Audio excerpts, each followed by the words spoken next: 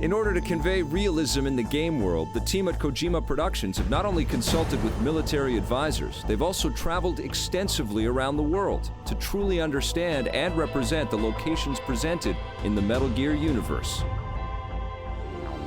今回は、007のようにですね、全世界を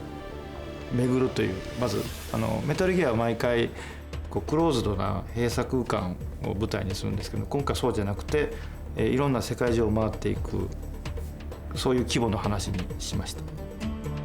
To determine locations for the game, it may appear that topography, political climate, and architecture are all part of the criteria, but that's not necessarily the case. 毎回、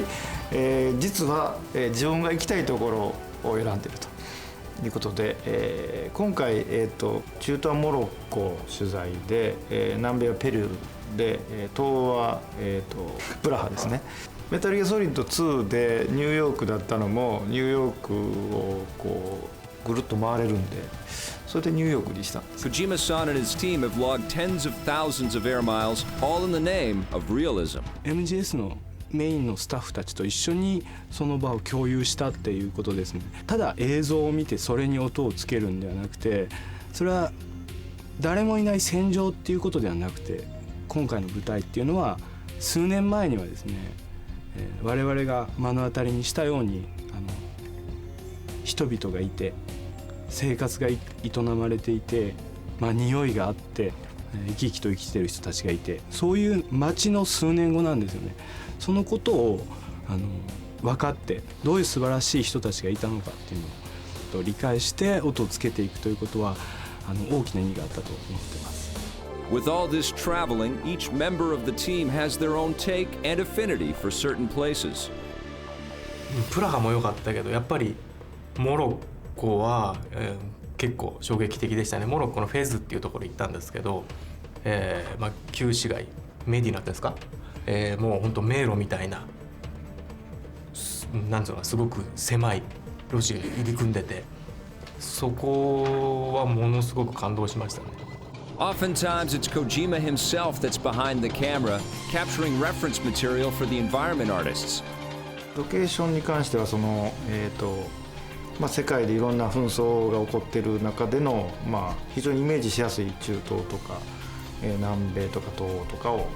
選択をしました。そうしてオリジナルのマイクで、レコーディングをしてみたんですけどもね、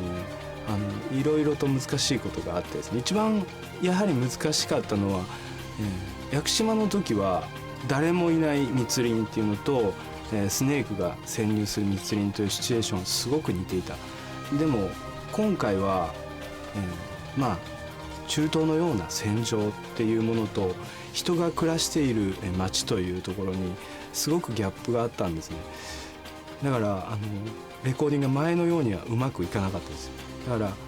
大体ですね、ライアンとか今泉さんに心配されながら夜中とか朝方とかにも出ていってですね、できるだけ人気のない、時間に音を取るということをしておりました。取材で言いますと、僕は南米のペルーというところに行ったんですけれども、前回の MGS3 のジャングルとはちょっと違う、割とハゲ山といいますか、木があんまりたくさんない森を再現したいっていうのがありまして、ペルーというところに行きました。でものすごく標高の高いところだったんで、取材中ずっと高山病で苦しめられてて、半分取材どころじゃなかったなというのはとても思い出に残ってます。どちらかというと今回はその中東とか東欧とか南米とか大きいセクションに分かれてるんで、むしろ、それぞれのエリアでトーンを変えていった方がいいのかなっていうところがあって、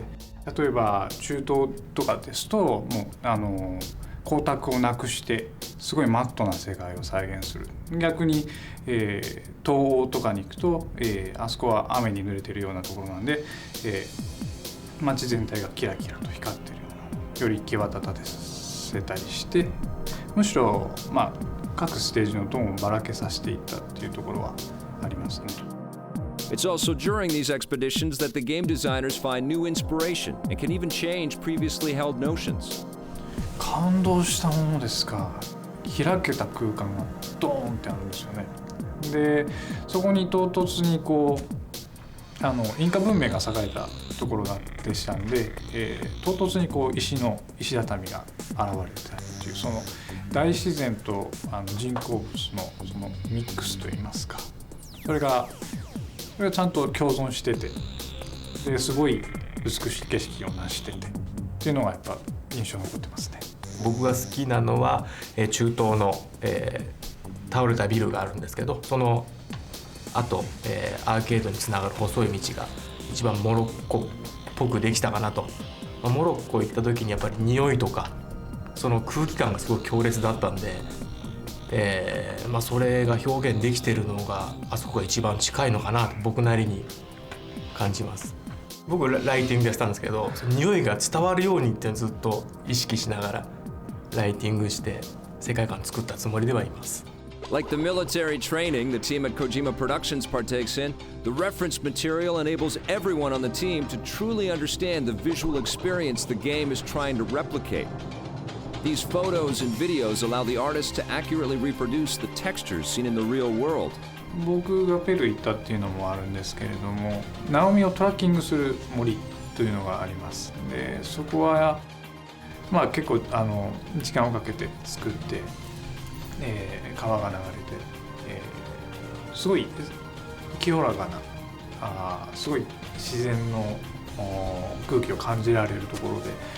なんか本当は戦闘とかせずにそこにずっとぼーっと座ってたいなっていうような綺麗な森に仕上がっていると思います。In turn, these realistic graphics help to immerse the gamer into a world they might otherwise never have visited. Whether it's the mortar and brick holding together a crumbling building or the native flora swaying effortlessly in a cool breeze, each begins from a piece of reference material collected on site from around the world.